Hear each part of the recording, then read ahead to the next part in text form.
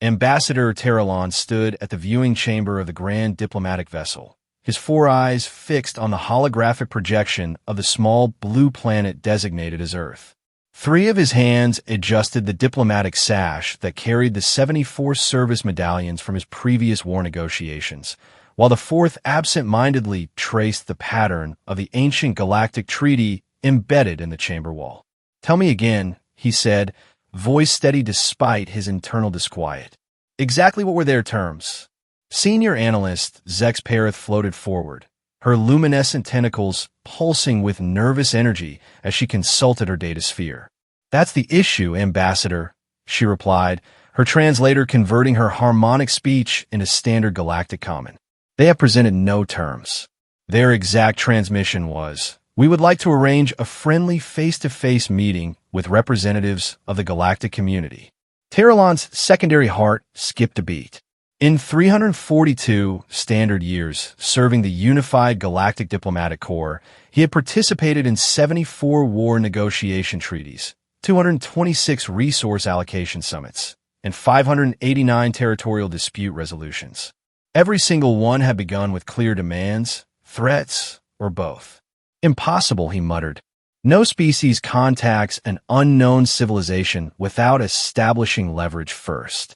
Behind him, the Diplomatic Council, 12 representatives from the most politically powerful species in the galaxy, shifted uncomfortably. Vice Admiral Kthax of the Hegax Dominion, a brutish race known for their uncompromising military tactics, slammed one of his armored fists onto the conference table. "It's obviously a trap," Kthax growled. "No one comes to a negotiation without demands, unless they're hiding something far worse." Security Director Linvier of the Arlaxian Confederation, a diminutive but highly respected strategist, stepped forward. Her species' renowned analytical mind had prevented 3 galactic wars in the past millennium alone.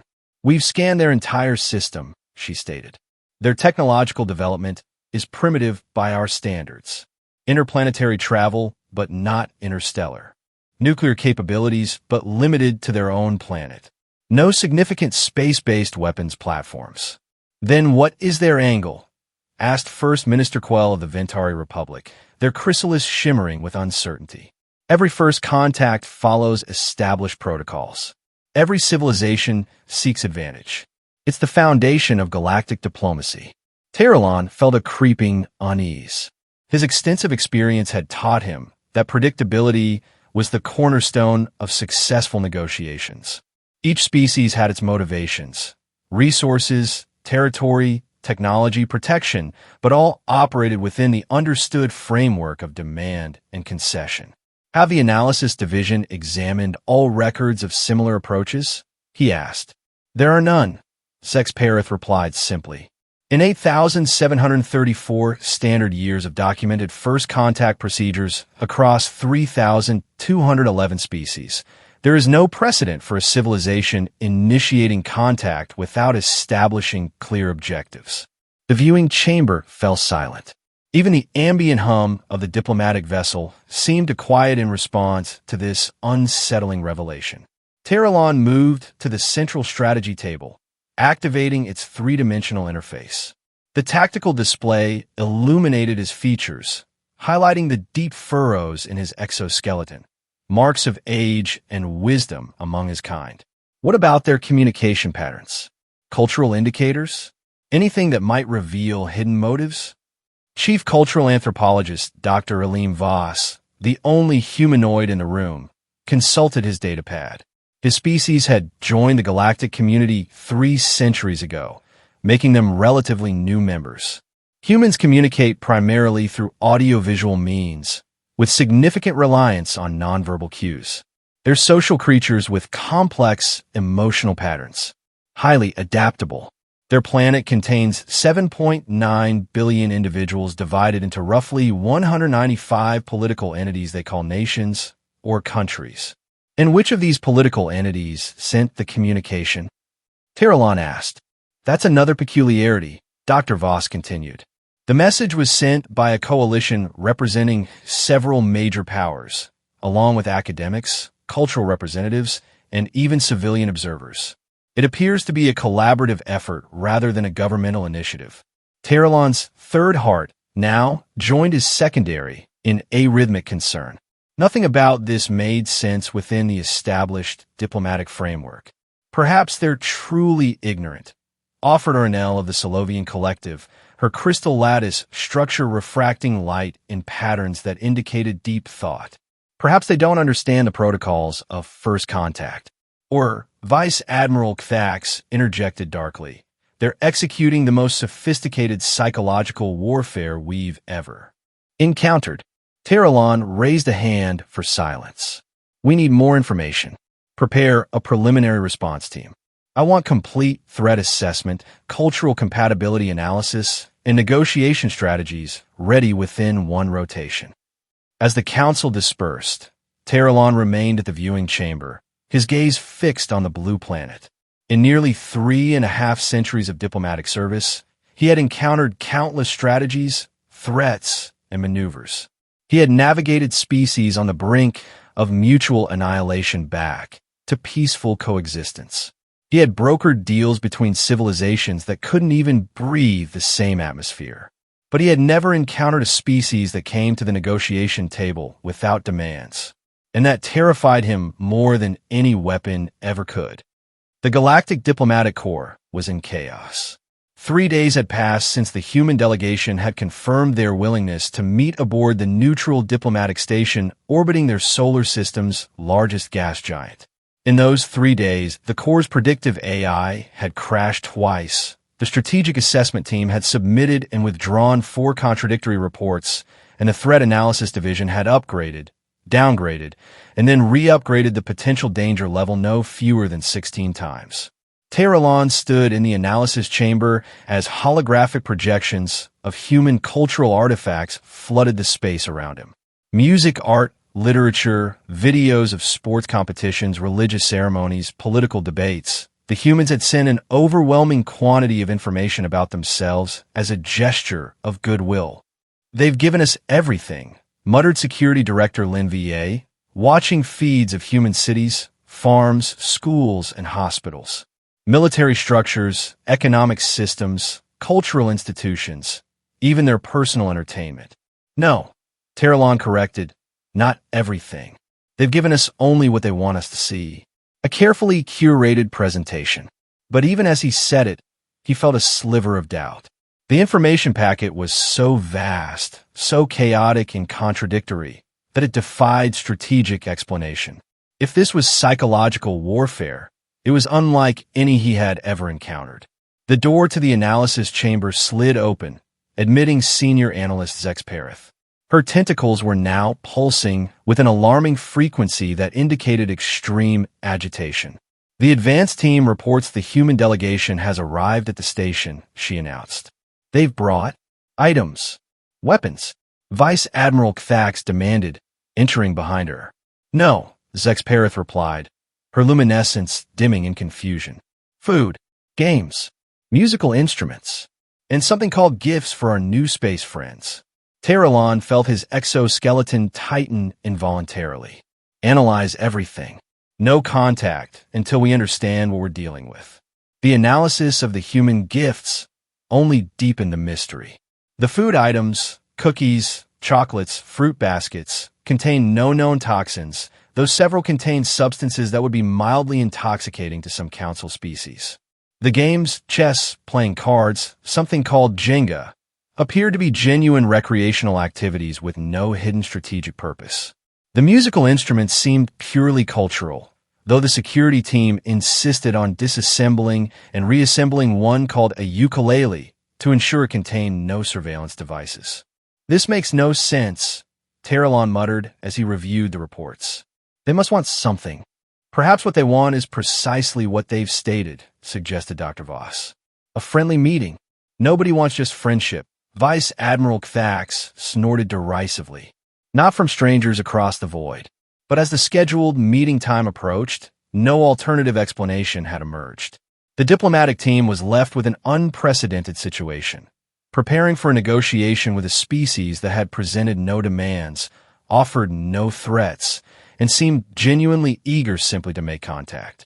The diplomatic AI, a consensus-based intelligence that had assisted in negotiations for over 3 millennia, finally crashed completely when asked to predict the humans' next move. Its final output read simply, insufficient parameters.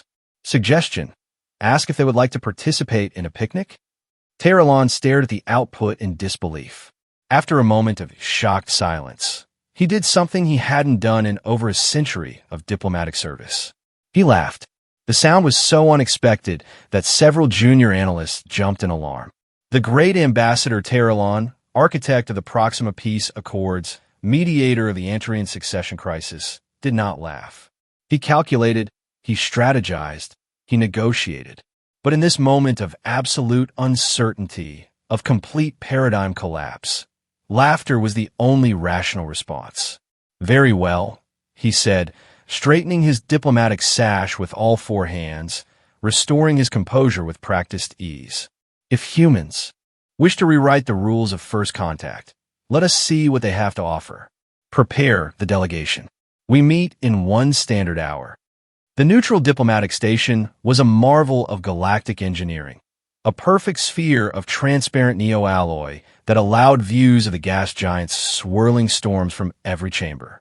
At its center was the grand meeting hall, designed to accommodate species of all physiologies and environmental requirements.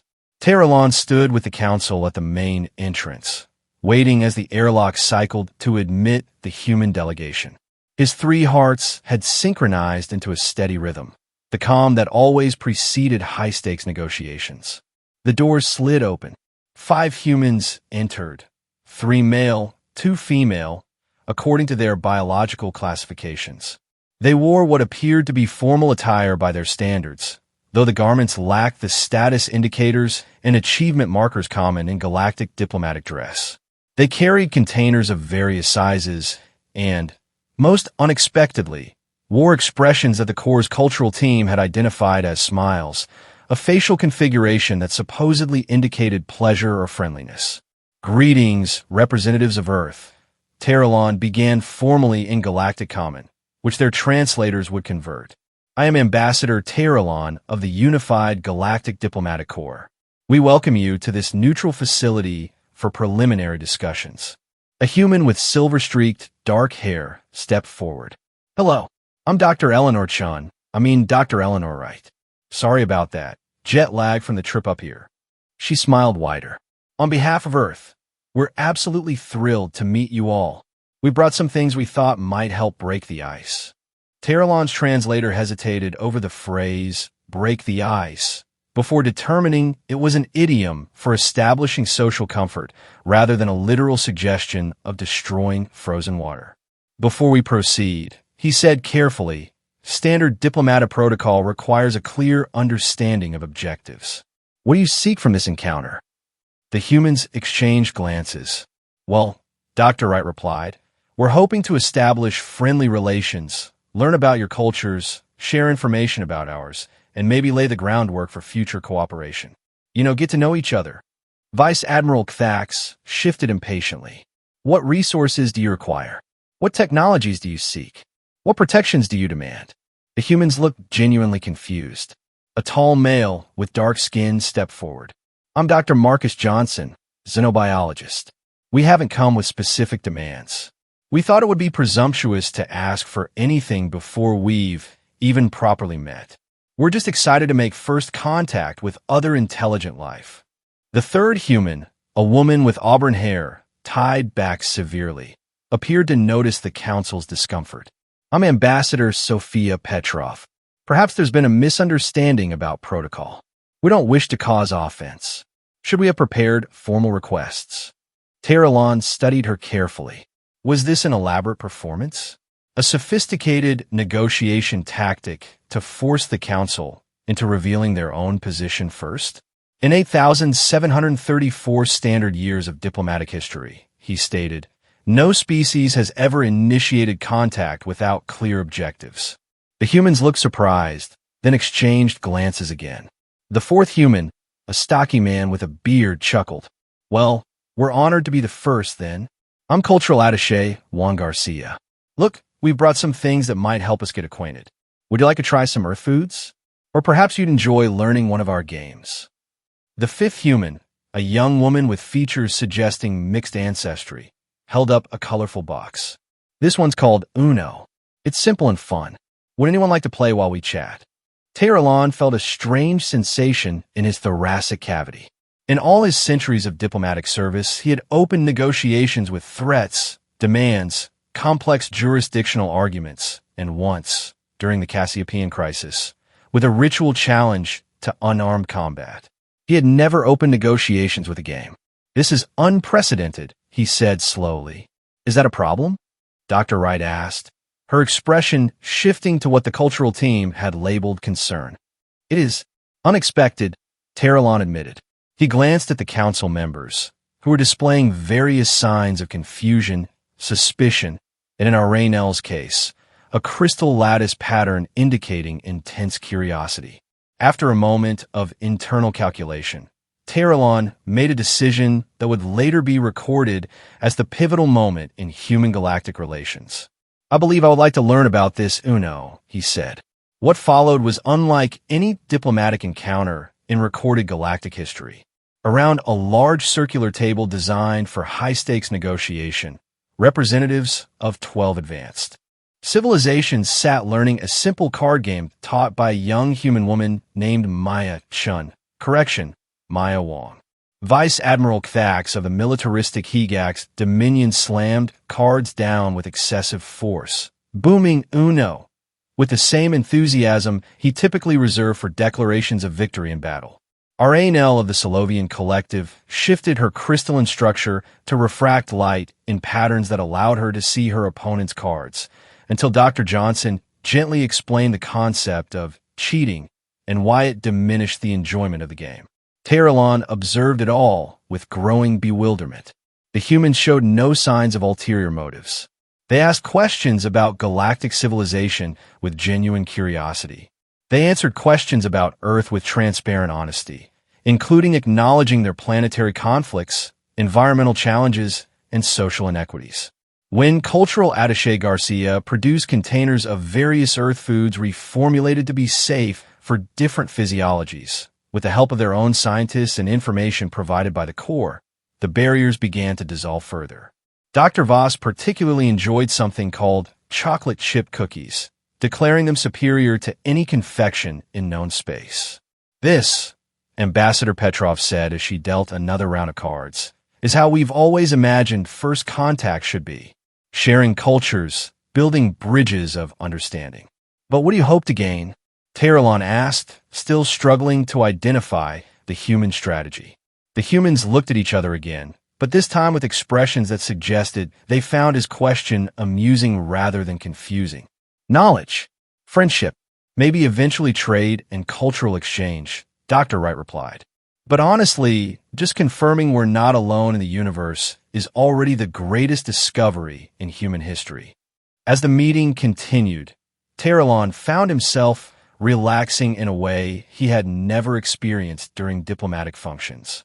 Without the pressure of strategic positioning, without the need to calculate advantage and disadvantage with every statement, conversation flowed naturally. The humans taught more games, something called rock, paper, scissors that delighted the council with its simple game theory, and charades that led to the unprecedented sight of Vice Admiral Thax attempting to mime the concept of spaceship, using only his body movements. For hours into what had been scheduled as a 1-hour preliminary meeting, Teyralon realized something that shook the foundations of his diplomatic worldview. He was enjoying himself. More than that, he was learning about humans in a way that no amount of formal negotiation could have achieved. He was seeing their playfulness, their creativity, their genuine desire for connection. And in witnessing the council members shed their rigid formality in response, he was seeing his own colleagues in a new light as well. The epiphany struck him suddenly, in the middle of a game the humans called 20 Questions. You don't have demands, he said, interrupting the game, because you understand something that the galactic community forgot millennia ago. The humans looked at him curiously. The most powerful position in any negotiation, Teyralon continued, is genuine goodwill. Dr. Wright smiled. We wouldn't put it in terms of power or negotiation. We just think friendship should come before transaction. In that moment, Terralon understood why the arrival of humans had thrown the entire diplomatic apparatus into chaos. It wasn't because they were unpredictable or because they posed some hidden threat. It was because they had come offering the one thing no species had ever brought to first contact: unconditional goodwill. And that was more disruptive to the established order than any weapon could ever be. The news spread through galactic civilization with unprecedented speed. The species that had made the diplomatic AI crash, that had rendered the strategic prediction models useless, that had confounded the great Ambassador Terralon, was now the subject of intense curiosity throughout the galaxy. The formal report from the first contact meeting defied all traditional diplomatic formats. Instead of outlining threats assessed, demands countered, and advantages secured, it contained accounts of games played, food shared, and cultural expressions exchanged. Several members of the Diplomatic Council had included personal notes. Most surprisingly, a poem composed by Vice Admiral Kthax dedicated to the noble battle of wits he had experienced during a game of chess with Dr. Johnson. In the 2 standard months following the initial contact, the diplomatic landscape of the galaxy began to shift in subtle but profound ways. The Hegax Dominion, historically among the most aggressive and isolationist powers, sent a formal invitation to the humans to attend their centennial cultural exhibition, an event previously closed to all but their closest allies. The Arlaxian Confederation, renowned for their secretive nature, offered to share their astronomical databases with Earth scientists as a gesture of academic cooperation. The Ventari Republic, whose chrysalis-enshrouded representatives had always maintained strict biological isolation protocols, requested permission to establish a specialized environmental chamber on Earth to allow for direct cultural immersion experiences. Most astonishingly, 2 species that had maintained a Cold War for over 7 centuries, the methane-breathing Calvorians and the silicon-based Thelysites, jointly approached the human delegation to request mediation in resolving their ancient territorial dispute. Not because humans possess superior diplomatic credentials or military might, but because, as the Calvorian ambassador put it, they have no stake in our conflict, only a genuine desire for peaceful resolution. Terralon watched these developments from his private observation chamber aboard the grand diplomatic vessel with a mixture of professional fascination and personal transformation. He had begun keeping a separate record of his observations, distinct from his official reports to the Corps. He titled it, The Era of Human-Inspired Diplomacy. Ambassador, senior analyst Zex Perith's voice interrupted his thoughts. The Council is assembling. The humans have submitted a formal proposal. Terralon felt a momentary return of his old suspicion. A proposal? They're finally showing their true objectives. Zex Perith's tentacles pulsed with what Terralon now recognized as amusement. In a manner of speaking, they're proposing an interspecies cultural festival to be held at the neutral diplomatic station. They call it Cosmic Connections, a celebration of galactic diversity. Terralon blinked all 4 eyes in succession. Hey, festival. Yes.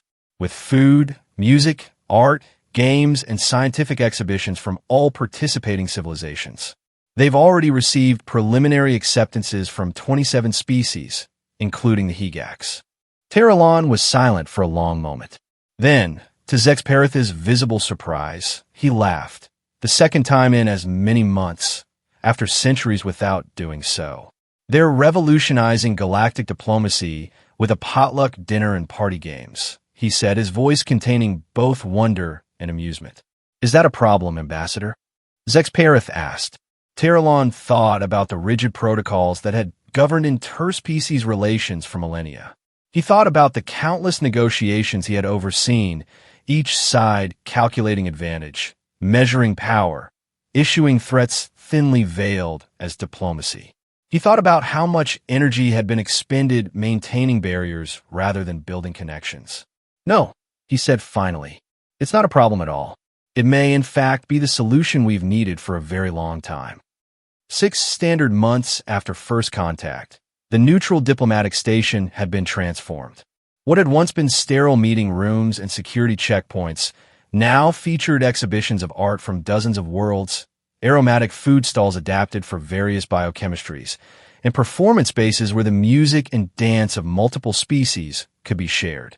The station had been expanded to accommodate over 2,000 representatives from 46 different civilizations, the largest peaceful gathering of diverse species in recorded history. Beings that breathed different atmospheres, perceived different wavelengths of light, and communicated through vastly different means found themselves engaging in cultural exchange rather than strategic positioning. At the center of it all were the humans, not because they dominated the proceedings, but because they moved effortlessly between different groups, showing genuine interest in each species, facilitating connections, and approaching even the most alien of customs with respectful curiosity. Terralon stood at his favorite observation point, watching as a human child, the daughter of Dr. Wright, who had been permitted to attend as part of a small family contingent, taught a group of Hegax younglings how to play patty cake, their massive armored hands gently clapping against her tiny pink ones. "Remarkable, isn't it?" said a voice beside him. He turned to find Ambassador Petrov observing the same scene. "Indeed," he agreed. "If anyone had told me a year ago that I would see Hegax children playing human games, I would have questioned their sanity." "Children often show us the way," she remarked. "They haven't yet learned to be afraid of differences." Terralon considered this. Perhaps that is the secret of your species' approach. You have maintained something of the child's perspective, the openness to new experiences without preconceived judgments. Ambassador Petrov smiled. "That's a generous interpretation. The truth is, we have our share of fear and prejudice. Our history is as bloody as any. But we've learned, gradually and imperfectly, that reaching out is better than closing off." "You've changed us," Terralon admitted. "The entire diplomatic framework is shifting. Some of the older powers are resistant, of course, but many are embracing these new, informal methods." "We didn't set out to change anyone," she replied. "We just wanted to meet you as you are and show you who we are." Before Terralon could respond, they were interrupted by a commotion from the central gathering space. A delegation from a newly contacted civilization, the aquatic Mervians from a distant water world, had arrived. In previous eras, they would have been subjected to formal reception protocols, security screenings, and carefully orchestrated initial contacts. Instead, they were greeted by a mixed group of humans, Hegax, Arlaxians, and others, offering food, music, and excited welcomes. The Mervian representatives, floating in their water-filled environmental suits, appeared momentarily overwhelmed before their communication devices translated the greetings. Then, in a response that would have been unthinkable under the old diplomatic regime, they released colorful bioluminescent particles into their environmental suits, their species' expression of joy. "I have spent centuries mastering the arts of negotiation," Terralon said quietly, "learning how to bargain from positions of strength, how to conceal vulnerabilities, how to extract maximum advantage from every interaction." "And now?" Ambassador Petrov asked. Terralon watched as species that had once been bitter enemies shared food and stories. He saw diplomatic barriers that had stood for millennia dissolving in laughter and song. He observed the tentative formation of new alliances based not on strategic necessity, but on genuine affinity.